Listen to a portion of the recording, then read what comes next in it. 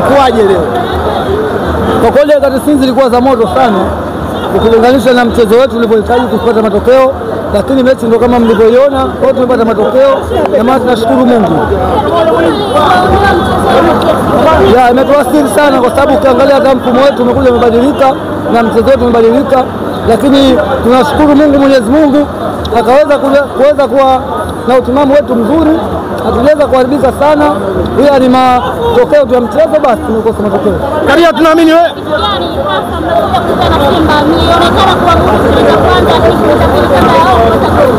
sisi tunachoamini sisi sio kwamba Simba tu.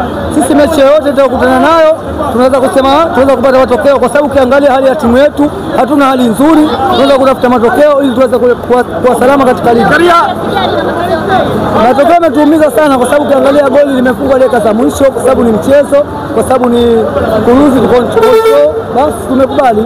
Karia, kwa matokeo yale unaona refari alikuwa anawanyima sana? Refari ni binadamu, sio kwamba alikuwa anatunyima, binadamu, na ukiangalia muda ulikoshenda sana, usikute hata alikuwa haoni. Umeona? Kwa binadamu kwa maana kwamba yale makosa alikuwa anafanya kwa makusudi au kibabati?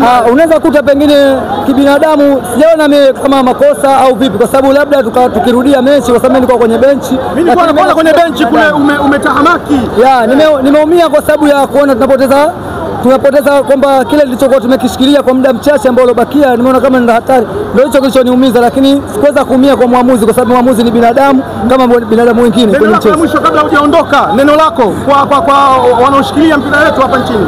Neno langu hakuna baya, kwa sababu ukiangalia tu muda na viwanja tutavocheza na muda ambao unaongezwa, basi kwa sababu ukiangalia KMC hauna taa, dakika nyingi zimeongezwa, kiza kimeingia, ndio matatizo kaja pengine ya kibinadamu, basi tunashukuru.